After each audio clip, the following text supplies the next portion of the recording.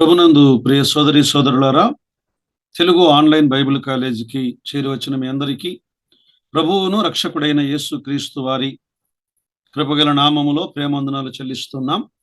సంఖ్యాకాండం 25వ అధ్యాయాన్ని చదువుకొని ధ్యానం చేద్దాం. ఇశ్రాయేలీయులు షిత్తీములో దిగి ఉండగా ప్రజలు మోయాబు రాండ్రతో వ్యభిచారము చేయసాగిరి.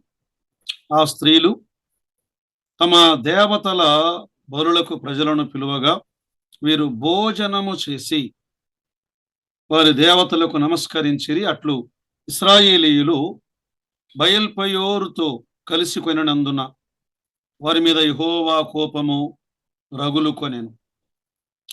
ప్రియులారా, సంఖ్యాకాండం 25వ అధ్యాయానికి మనం ఒక పేరు పెట్టుకుంటే మిద్యానీయులతో లేదా మోయాబు రాండ్రతో ఇశ్రాయేలీయుల పాపము, లేదా ఇశ్రాయేలీయులు బయలుకు నమస్కరించుట.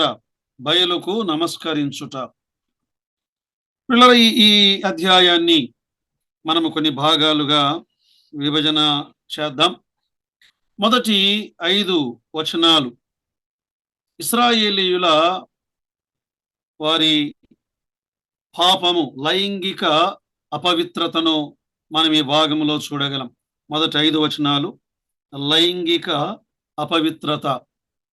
6వ వచనము నుండి మనము 15వ వచనం వరకు మనం ఆలోచన చేస్తే ఫినేహాసు చేసిన పరిహారము, ప్రతిఫలము.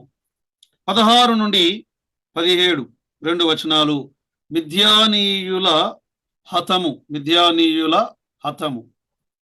సరే ప్రియుల, ఈ భాగాన్ని మనం ఆలోచన చేస్తూ ఉండగా అపవాది యూదులను యుద్ధ భూమిలో ఓడించేందుకు అపవాది చేసినటువంటి ప్రయత్నములను మనము గమనిస్తున్నాం. దేవుడు ఆయన యూదులతో, ఇశ్రాయేలీయులతో ఉన్నప్పుడు ఏ శత్రువు కూడా వారిని ఓడించలేకపోయాడు. సాతాను ఇశ్రాయేలీయులు లైంగిక శోధన ద్వారా తమను తాము నాశనము చేసుకోవాలి అని ప్రయత్నం చేశాడు. యూదులు యుద్ధాలు, వారు విశ్రాంతి తీసుకున్నప్పుడు వారి మీద అపవాది యొక్క దాడిని మనము గమనిస్తున్నాం. ఈనాడు కూడా దేవుని పిల్లలు వారి విశ్రాంతిలో ఉండగా అపవాది దాడి చేసేవాడు. అందులో ప్రాముఖ్యంగా వారి జీవితాల్లో చేసేటువంటి లైంగిక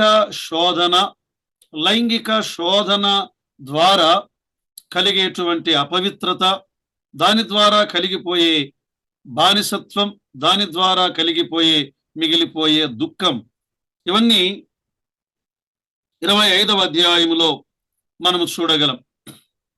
సరే, ఈ మొదటి 5 వచనాలు మనం ఆలోచన చేస్తే ప్రజలు వారు చేసినటువంటి పాపం, వారి మీదికి దిగి వచ్చినటువంటి దేవుని కోపం.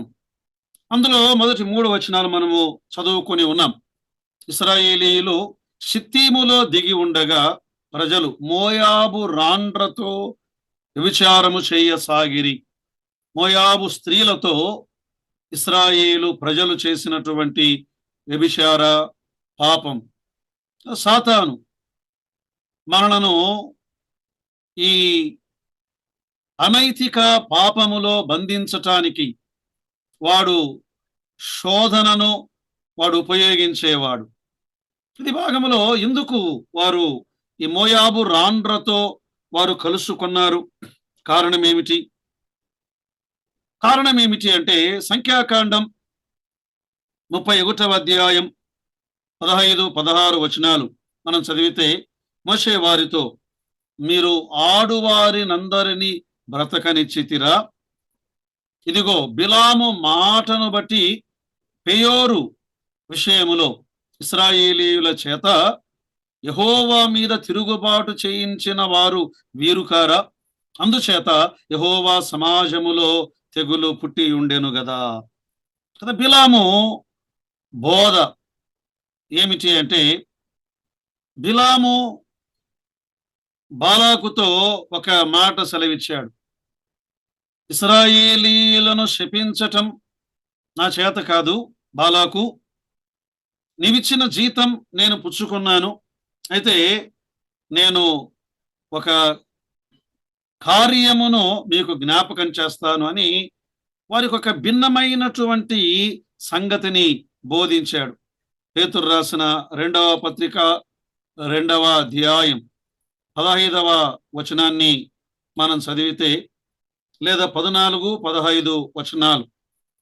వ్యభిచారిని చూచి ఆశించుచు పాపము మానలేని కన్నులు గలవారును అస్థిరులైన వారి మనస్సులను మరులు కొలుపుచు లోభమందు సాధకము చేయబడిన హృదయము గలవారును శాపగ్రస్తులనై ఉండి. 15వ వచనం, తిన్నని మార్గమును విడిచి బేయోరు కుమారుడైన బిలాము పోయిన మార్గమును బట్టి త్రోవ తప్పిపోయిరి.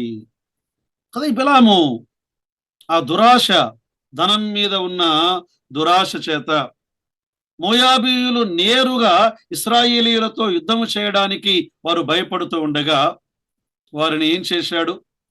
ఈ స్త్రీలను పురికొల్పే విధముగా ఒక ప్రణాళికను రూపొందించినట్లుగా మనము గమనిస్తున్నాం.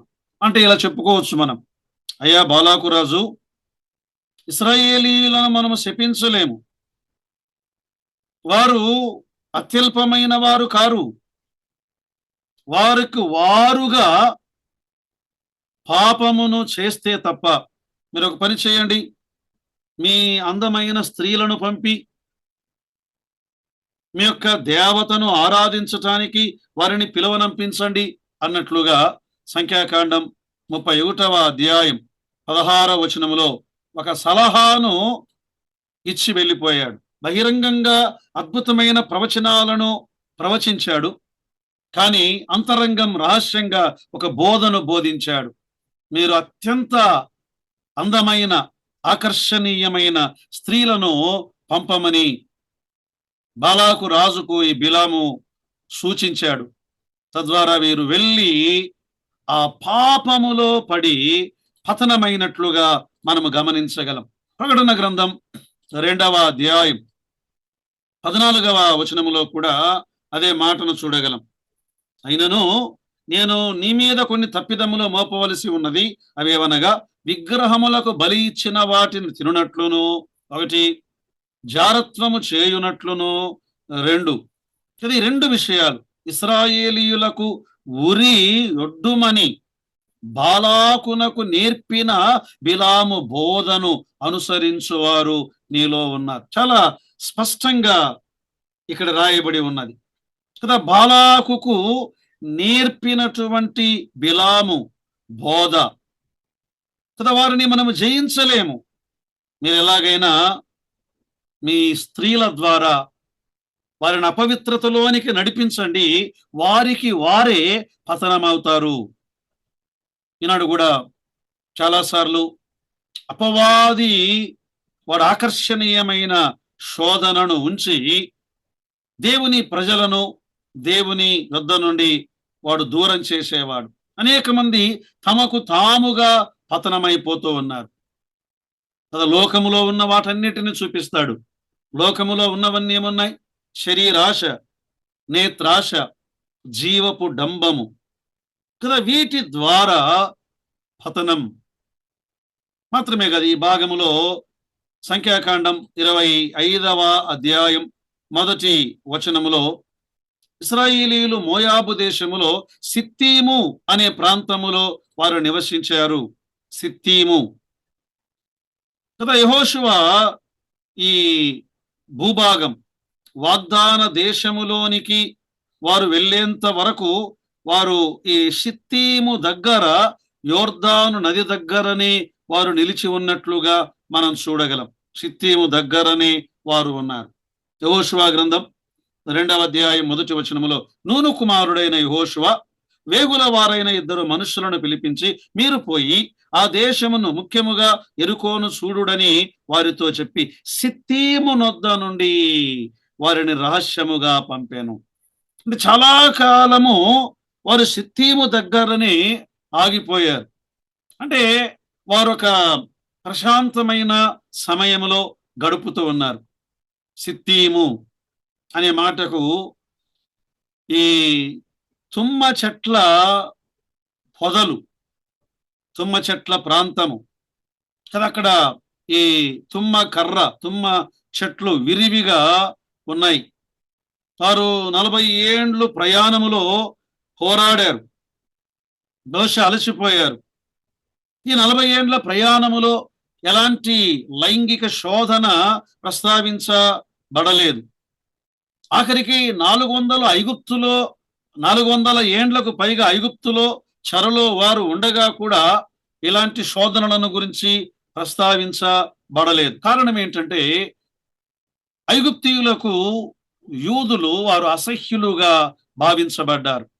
కానీ ఇక్కడ వారు నెమ్మదిగా ఉండగా, నిర్విచారముగా ఉండగా అపవాది ఒక్కసారి వారిపైన దాడి చేసినట్లుగా చూడగలం. నెమ్మది. అందుకే మనం పోరాటములో, క్రైస్తవ పోరాటం ఇది నిరంతర పోరాటం, ఇది ఆగిపోయే పోరాటము కాదు.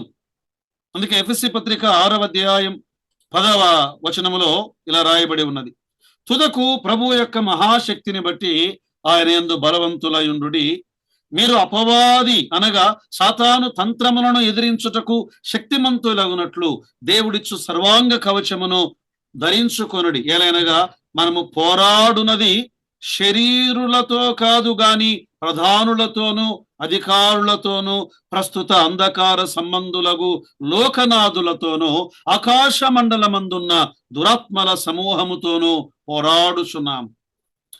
ఈ పోరాటం మనం గమనిస్తుండగా ఇదొక నిరంతరమైన పోరాటము.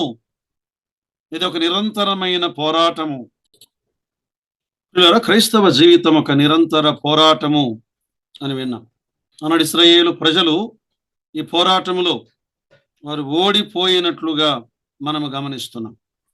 రోమీలకు రాసిన పత్రిక 13వ అధ్యాయం 14వ వచనాన్ని మనం చదివితే, రోమీలకు రాసిన పత్రిక 13వ అధ్యాయం 13వ వచనము నుండి లేదా 12వ వచనము నుండి, రాత్రి చాలా గడిచి పగలు సమీపముగా ఉన్నది గనుక మనం అంధకార క్రియలను విసర్జించి తేజో సంబంధమైన యుద్ధోపకరణములు ధరించుకుందుము.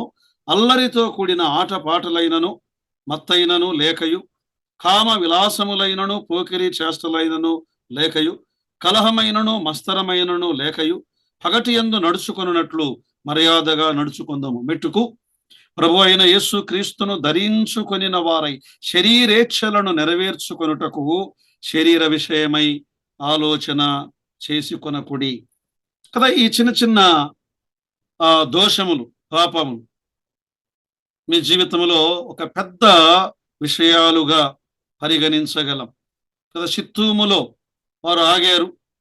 సిత్తీములో దేవుడు వారికి కంచెను వేశాడు. కానీ ఈ కంచెను దాటి వారు వెళ్ళిపోయారు. ఒక శోధన, ఆకర్షణ నెమ్మదిగా ప్రారంభమై కదా వారి మధ్యకు ఈ మిద్యానీయులు ఎవరిని పంపారు? మోయాబు రాండ్రను పంపారు.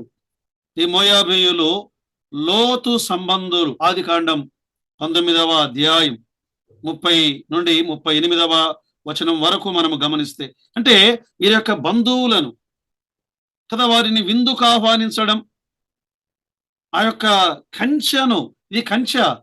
యోబు గ్రంథం 1వ అధ్యాయం 10వ వచనములో ఈ కంచెను గుర్చి అపవాది మరి దేవుని ఎదుట మాట్లాడాడు. ఈ కంచెను తీసివేయుము అన్నట్లుగా వారు చేసిన పాపమును బట్టి 3వ వచనములో బయల్పేరుతో కలుసుకొనినందున, బయల్పేరు కదా. ఇదొక ఈ దేవత సంతాన సంబంధమైనటువంటి దేవత, అంటే లైంగిక సంబంధమైన దేవతనుగా మనము గమనించగలం.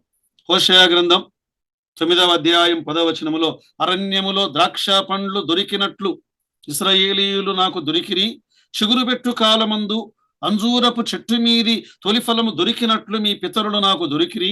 అయితే వారు బయల్పెయోరు నొద్దకు వచ్చి ఆ లజ్జకరమైన దేవతకు తమ్మును తాము అప్పగించుకొనిరి. తాము మోహించిన దాని వలెనే వారు హేయులైరి. కదా, బయల్పేరు విషయములో దేవుని కోపము రగులుకొనెను అనే మాట గమనిస్తున్నాం. దేవుడు వారి మీద కోపించాడు. దేవుని శిక్షను వారు అనుభవించారు. దేవుని కోపం వారి మీద మండెను. 90వ కీర్తన 11వ వచనములో మోషే ఇలా అన్నాడు, నీ ఆగ్రహ బలము ఎంతో ఎవరికి తెలియను, నీకు చెందవలసిన భయము కొలది పుట్టు నీ క్రోధము ఎంతో ఎవరికి తెలియను. కదా, దేవుని యొక్క ఆగ్రహము, దేవుని యొక్క క్రోధము వారు నశించిపోయినట్లుగా మనము చూడగలం. దేవుడు వారిని ఉగ్రతకు అప్పగించాడు. నహూము గ్రంథం 1వ అధ్యాయం 6వ వచనములో ఆయన ఉగ్రతను సహింపగలవాడెవడు, ఆయన కోపాగ్ని ఎదుట నిలువగలవాడెవడు, ఆయన కోపము అగ్ని వలె పారును, ఆయన కొండలను కొట్టగా అవి బద్దలగును. సోదరి సోదరులారా, దేవుడు కోపిస్తే మానవుడు నిలువజాలడు. సో మొదటి 3 వచనాలను గమనించాం. వారి యొక్క పాపం, అందమైన మోయాబు రాండ్రు, అన్యులతో వారు చేసిన సహవాసం, వారు చేసినటువంటి బయల్పేరు యొక్క ఆ విగ్రహారాధన, అసహ్యమైనటువంటి దేవత అన్య ఆరాధన మాత్రమే కాదు, ఒక అన్య ఆహారము, ఆ విగ్రహములకు అర్పించిన ఆహారమును వారు భుజించి వారు అపవిత్రమగుట, అన్యుల అపవిత్రత. 4 విషయాలను మనసులో మనం ఉంచుకోవాలి 3 వచనాల్లో. అన్యుల సహవాసం, అన్యుల ఆరాధన, అన్యుల ఆహారం, అన్యుల అపవిత్రత ద్వారా దేవుని ఉగ్రతకు వారు బలి అయిపోయినట్లుగా చూడగలం. 4, 5 వచనాల్లో ఈ నేరస్తులపై దేవుని తీర్పు. 4వ వచనం, 5వ వచనం. అప్పుడు యెహోవా మోషేతో ఇట్లనెను, నీవు ప్రజల అధిపతులనందరినీ తోడుకొని యెహోవా సన్నిధిని సూర్యునికి ఎదురుగా వారిని ఉరితీయుము, వారిని చంపుము, వారిని ఉరితీయుము అనే ఈ మాట. ప్రియులారా, 1000 మంది పురుషులు నేరుగా ఈ ఆలయ అపవిత్రత, ఆలయ వ్యభిచారములో వారు నిమగ్నమై ఉన్నారని మనము దైవ గ్రంథములో గమనిస్తున్నాం. 9వ వచనములో 24,000 మంది ఆ తెగులు చేత వారు సంహరించబడిరి. 24,000 మంది. ప్రియులార, బైబిల్ గ్రంథములో ఈ పులిపిండి, ఈ పాపం, ఇది చిన్నదే గాని ముద్ద అంతటిని పులియజేయును అని కొరింథీ మొదటి పత్రిక 5వ అధ్యాయం 6వ వచనము నుండి ఇలా చెప్పాడు పౌలు. మీరు అతిశయించుట మంచిది కాదు ఓ కొరింథీయులారా, పులిసిన పిండి కొంచెమైనను ముద్దంతయు పులియజేయును అని మీరు ఎరుగరా? ఏం చేయాలి? ఆ పులిపిండి లేనివారై ఆ పులిపిండిని మీరు తీసి పారవేయుడి. శరీర సంబంధమైన ఈ అపవిత్రతను మీరు తీసి పారవేయుడి. కొరింథీ మొదటి పత్రిక 6వ అధ్యాయం 15వ వచనములో కూడా పౌలు ఇలాగ అన్నాడు, నీ దేహములు క్రీస్తుకు అవయవములై ఉన్నవని ఎరుగరా? నేను క్రీస్తు యొక్క అవయవములను తీసుకుని వేశ్య యొక్క అవయవములుగా చేయుదునా? అదెంత మాత్రమును తగదు కదా. మీరు ఈ పాపము ద్వారా దేవుని శాపమునకు గురి అయ్యారు. దేవుడు వారిని శిక్షించండి అన్నాడు. సో మొదటి 5 వచనాలు మనం గమనించాం. 6 నుండి 17వ వచనం వరకు వారి పాపమును బట్టి వారి మీదికి దిగి వచ్చినటువంటి తీర్పు. ఇందులో 6 నుండి 9 వచనాలు ఫినెహాసు చేసిన పరిహారము కదా. నీతి కొరకు ఫినెహాసు ఆయన నిలవబడుట కదా. దేవుడు తెగులును పంపాడు. ఈ తెగులు ఆగడానికి ఫినెహాసు ఆయన పరిహారమును జరిగించినట్లుగా ఈ భాగములో చూడగలం. 6వ వచనం 6 నుండి 9 వచనాల్లో ఫినెహాసు పరిహారం. ఇదిగో మోషే కనుల ఎదుటను ప్రత్యక్షపు గుడారము యొక్క ద్వారమునొద్ద ఏడ్చుచుండిన ఇశ్రాయేలీల సర్వ సమాజము కనుల ఎదుటను ఇశ్రాయేలీలలో ఒకడు తన సహోదరుల యొద్దకు ఒక మిద్యాను స్త్రీని తోడుకొని వచ్చాను. ఈ భాగములో ఈ తెగువగలిగిన వాడుగా ఉన్నాడు. పాపము చేయుటలో అతడు తెగించిన వాడు. అందరూ చూస్తూ ఉండగా పాపమును చేయడానికి ఏమాత్రము కూడా వెనుకడుగు వేయని ఇశ్రాయేలు ప్రజలు. పేతురు 2వ పత్రిక 2వ అధ్యాయం 13, 14, 15 వచనాల్లో ఒకనాటి సుఖానుభవము సంతోషమని ఎంచుదురు, వారు కలంకులను నిందాస్పదులునై తాము ప్రేమ విందులతో మీతో కూడా అన్నపానములు పుచ్చుకొనుచు తమ భోగముల యందు సంతోషించుదురు. వ్యభిచారిని చూచి ఆశించుచు పాపము మానలేని కన్నులు గలవారును అన్నాడు. పాపము మానలేని కన్నులు గలవారు, అస్థిరులు నైన వారి మనస్సులను మరులు కొల్పుచు లోభత్వమందు సాధకము చేయబడిన హృదయము గలవారును శాపగ్రస్తులునై ఉండి తిన్నని మార్గమును విడిచి బెయోరు కుమారుడైన బిలాము పోయిన మార్గమును బట్టి త్రోవ తప్పిపోయిరి. కాబట్టి ఈ పాపము బహిరంగంగా భయము లేక చేస్తూ ఉండగా 7వ వచనంలో యాజకుడైన అహరోను మనుమడును ఎలియాజరు కుమారుడైన ఫినేహాసు లేచి అనే మాట. ఫినేహాసు కదా, ఫినేహాసు న్యాయాధిపతిగా పనిచేస్తున్న దినాలు అతడు వారి మధ్య నుండి లేచి ఏం చేశాడు? 8వ వచనములో ఈటెను చేత పట్టుకొని అడక చోటికి ఆ ఇశ్రాయేలీయుని వెంబడి వెళ్ళి ఆ ఇద్దరిని అనగా ఇశ్రాయేలీయుని ఆ స్త్రీని కడుపులో గుండా దూసిపోవునట్లు పొడిచెను. అప్పుడు ఇశ్రాయేలీయులలో తెగులు ఆగెను. 24,000 మంది ఆ తెగులు చేత సంహరించబడి.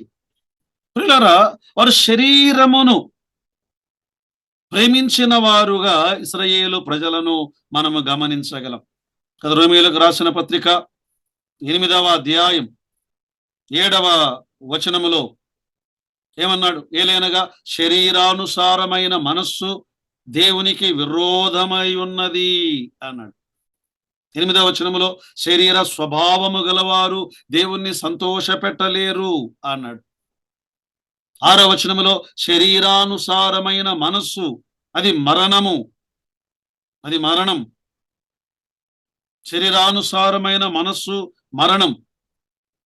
మనము ఈ శరీరానుసారమైన మనస్సును దేవుని ఆత్మ చేత మనము చంపాలి. ఇదే రోమాపత్రిక 8వ అధ్యాయం 13వ వచనంలో మీరు శరీరానుసారముగా ప్రవర్తించిన ఎడల చావవలసిన వారయుందురు, కాని ఆత్మ చేత శరీర క్రియలను చంపిన ఎడల. ఫినేహాసు కత్తి తీసుకొని ఈటెను తీసుకొని ఆ పాపమును సంహరించాడు. అందుకే ఆత్మ చేత శరీర క్రియలను చంపిన ఎడల మీరు జీవించెదరు. చంపిన ఎడల. అందుకే ఇశ్రాయేలు ప్రజలలో ఒక ప్రాయచిత్తమును జరిగించాడు. తెగులు ఆగిపోయెను. ఒక నీతి కార్యము ద్వారా, ఇతడు చేసినటువంటి నీతి కార్యము ద్వారా తెగులు ఆగిపోయెను. అన్నిటికంటే గొప్ప ప్రాయచిత్తం ఏది అంటే యేసు క్రీస్తు ప్రభువారు కల్వరిలో ఆయన చేసిన ప్రాయచిత్తం. ఆనాడు ఇశ్రాయేలీయుల మధ్య తెగులు ఆగిపోయింది, కానీ యేసు క్రీస్తు ప్రభువారు ఆయన భూమి మీద నుండి పైకెత్తబడ్డాడు. తాను పొందవలసిన మరణం యోహాను సువార్త 12వ అధ్యాయం 32వ వచనములో మనం గమనిస్తూ ఉండగా ఆయన ఈ భూమి మీద నుండి పైకెత్తబడ్డాడు, అందరినీ ఆకర్షించాడు. తాను ఏ విధమైన మరణమును పొందాలో ఆయన ముందుగానే వివరించినట్లుగా మనము గమనిస్తున్నాం. యేసుక్రీస్తు ప్రభు మరణము ద్వారా మరణము ఓడించబడినది, తెగులు ఆగిపోయినది. హెబ్రీ పత్రిక 2వ అధ్యాయం 13, 14, 15 వచనాలు మనం చదివినప్పుడు మరణము యొక్క బలము గలవానిని అనగా అపవాదిని మరణము ద్వారా నశింపజేయుటకు యేసు క్రీస్తు ప్రభువు వారు ఆయన చేసినటువంటి కార్యం, ఫినేహాసు ఆయన చేసిన కార్యం. ప్రియులారా, ఈ భాగములో 10 నుండి 15 వచనాలు మనం గమనిస్తే ఫినేహాసు పొందిన ప్రతి ఫలమును మనము చూడగలం.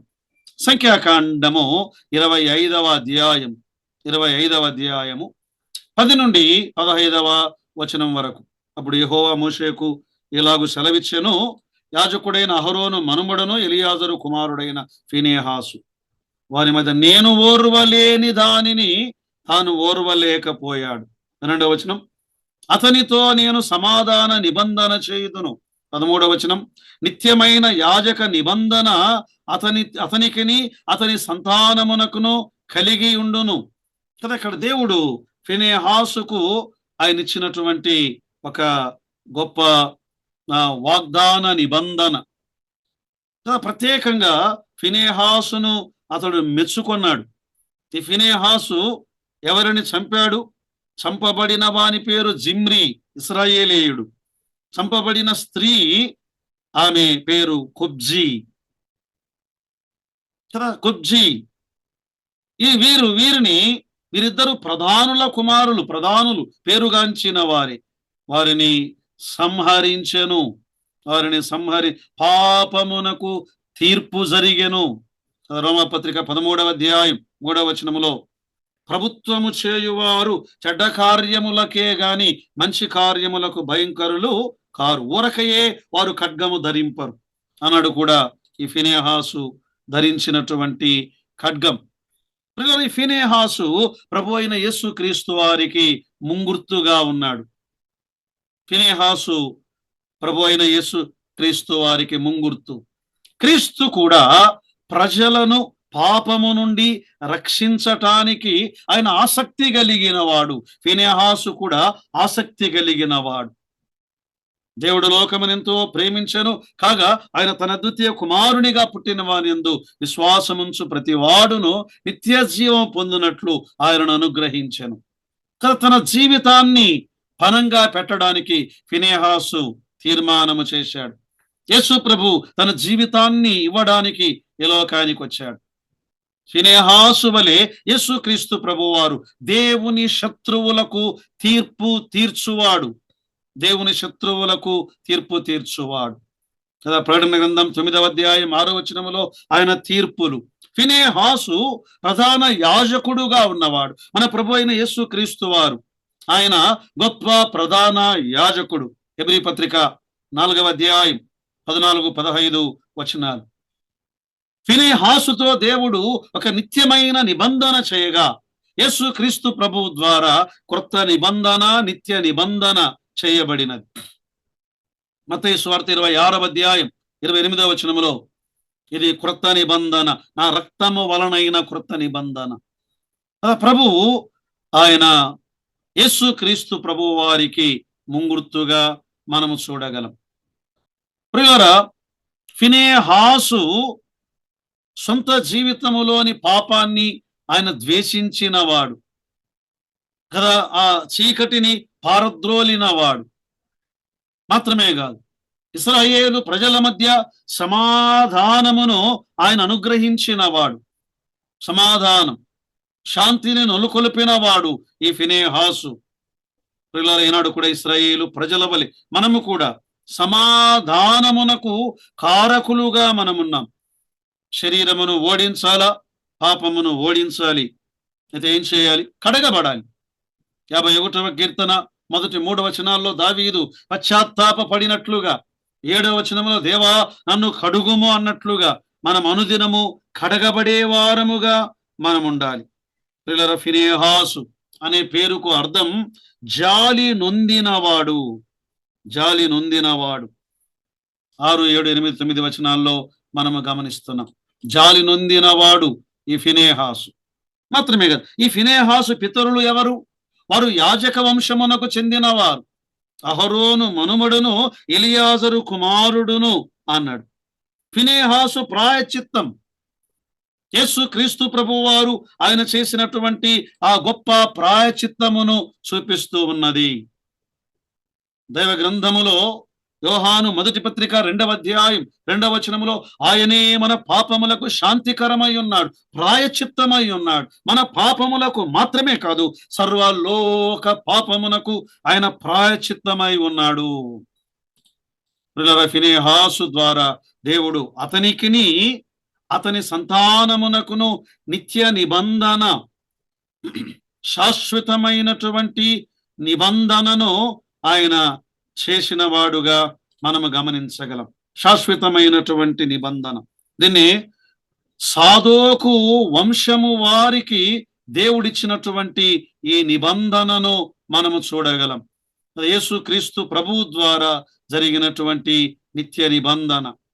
ప్రియులారా, ఆఖరి భాగాన్ని మనము గమనిస్తూ ఉండగా 16, 17 వచనాలు. ఈ మిద్యానీయుల హతం మరియు యెహోవా మోషేకు ఇలాగు సెలవిచ్చెను, మిద్యానీయులు తమ తంత్రముల వలన మీకు బాధకులై ఉన్నారు, వారిని బాధ పెట్టి హతము చేయుడి. వారి తంత్రములు చూసి పెయోరు సంతతిలోను తెగులు దినమందు పెయోరు విషయములో చంపబడిన తమ సహోదరియు మిద్యానీయుల అధిపతి కుమార్తె అయిన కొబ్జీ సంగతిలోను మిమ్మను మోసపుచ్చిరి కదా. వారిని చంపివేయుడి, వారికి తీర్పు తీర్చుడి. దేవుడు ఇక్కడ అంటున్నటువంటి మాట ఏంటంటే, పాపమును మీరు చంపివేయండి, పరిహరించండి. మిద్యానీయులను మీరు మిద్యానీయుల మీద దాడి చేయండి, మిద్యానీయులను సమూలముగా మీరు వారిని చంపివేయండి. పిల్లలు, దీని అర్థం ఏమిటంటే పాపమును మనము పరిహరించాలి. పాపం విషయములో మనము వాటిని రోమిలకు రాసిన పత్రికలో 8వ అధ్యాయములో మనం ఇంతకు ముందే మనము చదువుకున్నాం. 13వ వచనములో, మీరు శరీరానుసారముగా ప్రవర్తించిన ఎడల, అంటే శరీరము మిమ్మును చంపివేస్తుంది, ఆత్మ చేత శరీర క్రియలను చంపిన ఎడల, మీ ఆత్మ చేత ఈ మిద్యానీయులను చంపండి, శరీర క్రియలను చంపండి కదా. ఇది ఒక అద్భుతమైనటువంటి సంగతిని మనము గమనిస్తున్నాం కదా. చంపివేయుడి. గలతీయులకు రాసిన పత్రిక 5వ అధ్యాయం 23, 24 వచనాల్లో ఇలా రాయబడి ఉన్నది. ఏమని? ఇట్టి వాటికి విరోధమైన నియమమేదియు లేదు, క్రీస్తు యేసు సంబంధులు శరీరమును దాని ఇచ్ఛలతోనూ దురాశలతోనూ సిలువ వేసి ఉన్నారు, చంపివేసి ఉన్నారు. కొలస్సీ పత్రిక 3వ అధ్యాయం 5వ వచనములో మరొక మాటను గమనిస్తున్నాం. కావున భూమి మీదనున్న మీ అవయవములను అనగా జారత్వమును, అపవిత్రతను, కామాతురతను, దురాశను, విగ్రహారాధనైన ధనాపేక్షను, లోభత్వమును చంపివేయుడి. మిద్యానీయులను, మిమ్మును మోసపరిచిన ఈ మిద్యానీయులను, వేధించిన మిద్యానీయులను చంపివేయండి. ప్రభువుకు దూరం చేసిన ఈ శరీర క్రియలను మీరు చంపివేయండి. అసహించుకోండి, దూరం పెట్టండి అని వ్రాయబడలేదు. ఆత్మ చేత శరీర క్రియలను చంపిన ఎడల అని రోమా పత్రికలో, అంటే గలతీ పత్రికలో సిలువ వేసి ఉన్నారు అంటే కొలస్సీ పత్రికలో చంపివేయుడి. ప్రియులారా, పాపమును చంపివేయకపోతే, శరీర క్రియలను చంపివేయకపోతే, శరీర క్రియలు మనలను చంపివేసేవిగా ఉన్నాయి. కనుక వాటిని సమూలముగా నిర్మూలము చేసి దేవుని కొరకు జీవించటానికి, దేవుని నామమునకు మహిమ కలిగించుటకు పరిశుద్ధాత్మ దేవుడు కృపను సహాయమును దయచేయునుగాక. ఆమేన్.